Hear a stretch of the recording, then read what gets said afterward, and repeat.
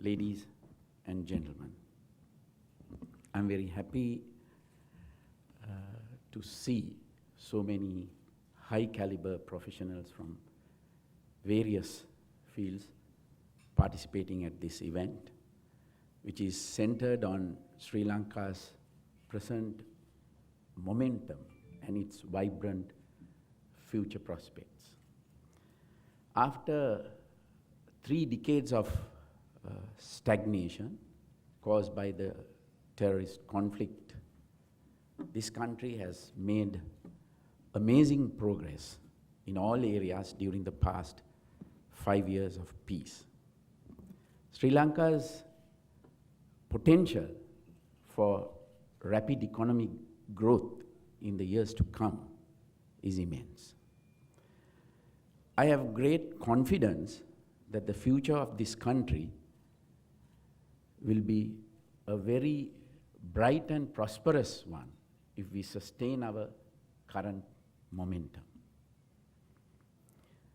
Safeguarding our hard-won peace, security, and sovereignty is the most important requirement for us to ensure that Sri Lanka will continue to make rapid progress in all areas. Over the last 5 years, the government has taken every effort to enable the full benefits of peace to reach the general public. However, the President, the security forces, and the intelligence agencies have remained constantly vigilant about the very real threats of terrorism, separatism, and unwarranted interference in our internal affairs that our nation faces even today.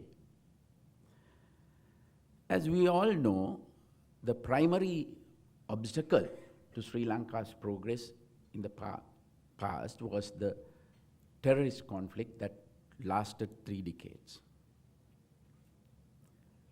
At the time, His Excellency the President Mahinda Rajapaksa was elected to office in 2005.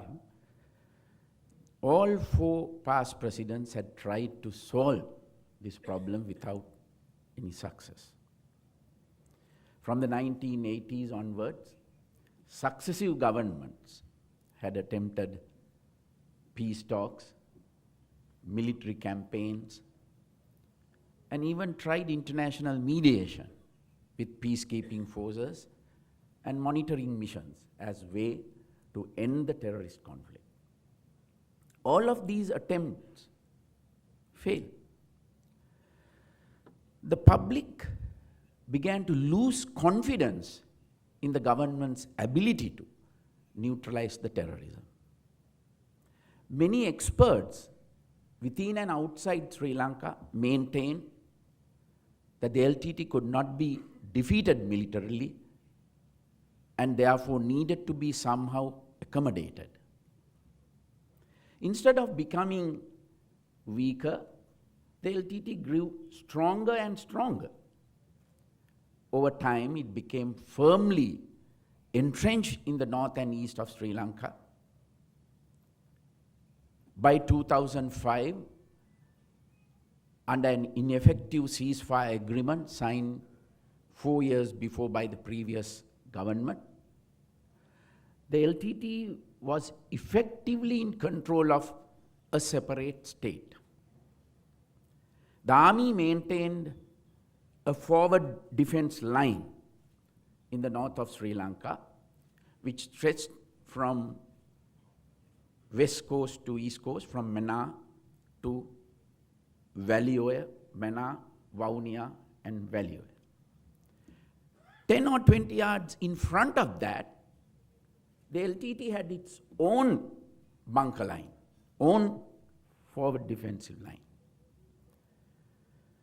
The army had another forward defense line north of Elephant Pass at famous Muhammali.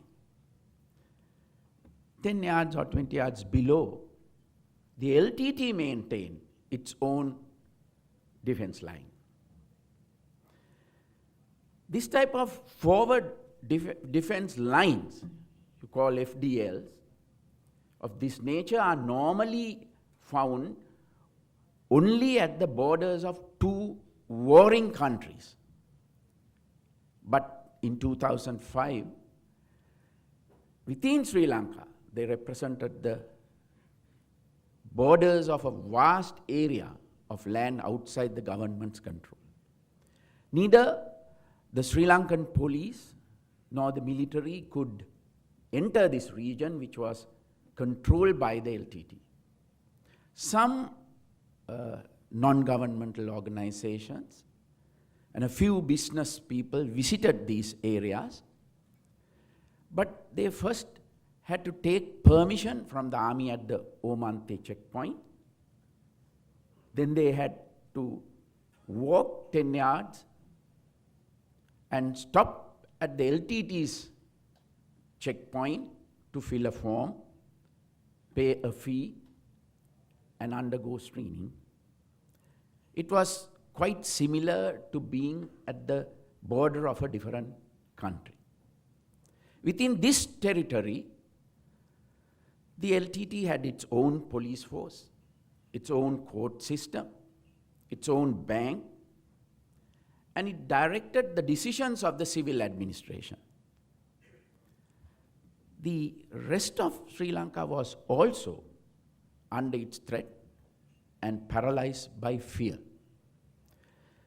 Those living in areas close to LTT controlled land, those days known as border villages, lived in constant fear of armed attacks. People in the rest of the country never knew when a terrorist bombing would end their lives or kill their loved ones. Irrespective of social or economic status, all Sri Lankans suffered from a fear psychosis that affected every aspect of their life. Parents avoided traveling together for fear of leaving their children orphan.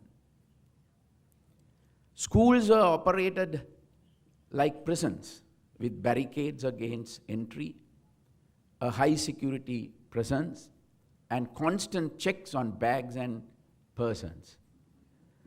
There were checkpoints on all major roads, and spot checks were carried out on vehicles very frequently.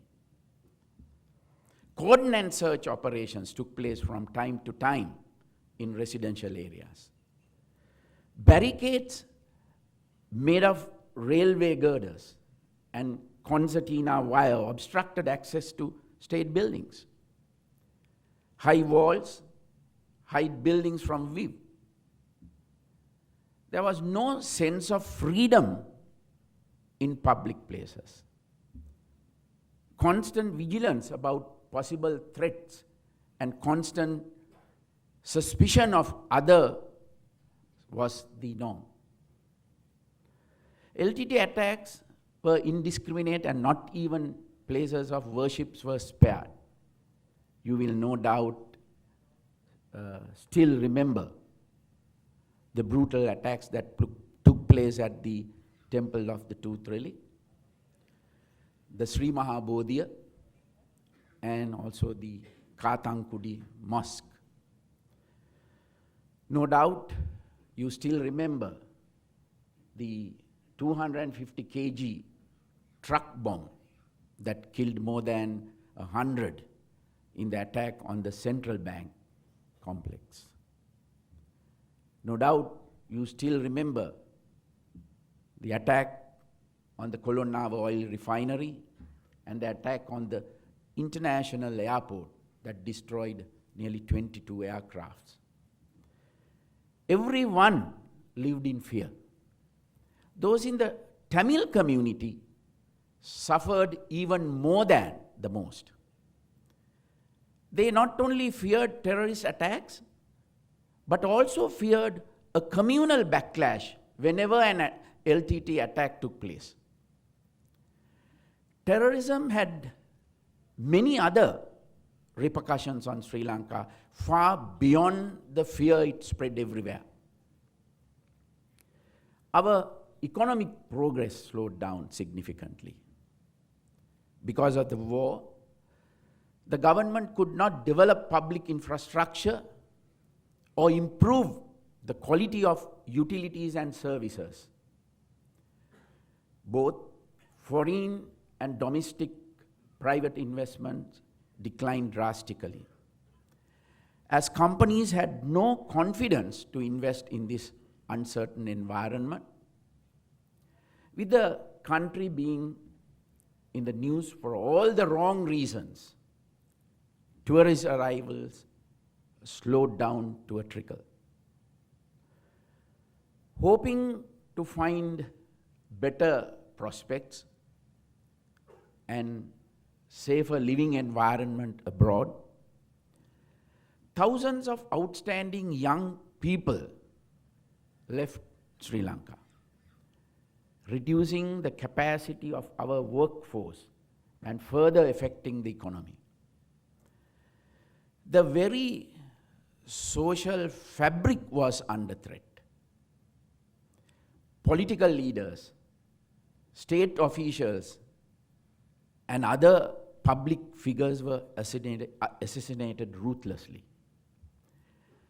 Not only this deprived the country of several high-caliber leaders, but many capable young people stayed out of public life due to fear of the LTT threat.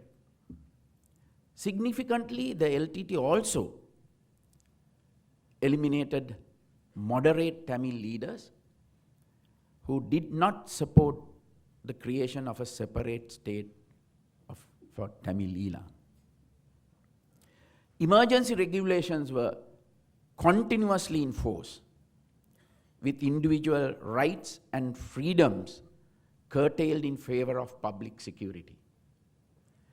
With the increase in terrorist activity and the armed response to it by the state, firearms and ammunition started to flow to criminal elements, aiding the rise of the so-called underworld. Can you remember the characters such as, very famous Vele Sudha, Tel Bala, Gonavala Sunil, Baddegane Sanjeeva, Navala Nihal, Ice Manju, and so many others who operated in the country during that period, creating a mess of law and order. The priority of the police and law enforcement agencies was to mainly to prevent terrorism. Training for new recruits to the police was drastically reduced from, I think, nearly for 1 year to just at the latter stages to 2 months. And after basic weapon training, these recruits were deployed to prevent terrorist activities. They were given the